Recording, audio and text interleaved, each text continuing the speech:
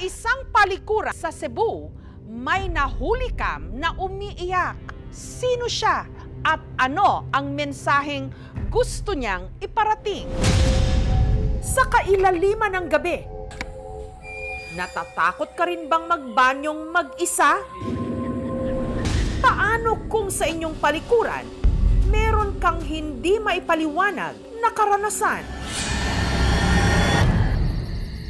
Pasado alas 10 ng gabi nitong February 25 sa City of Naga sa Cebu, nagpapaantok ang 32 anyos na si Ryan nung Narinig ko na may umiiyak na babae. Hindi ako agad natakot kasi tinignan ko yung cellphone ko, binuksan ko agad yung ilaw. Yun, pagkabukas ko sa ilaw, pumunta ako agad sa CR. pakinggan ang tunog na nagpakilabot sa marami. Uy, doon sa kamanday.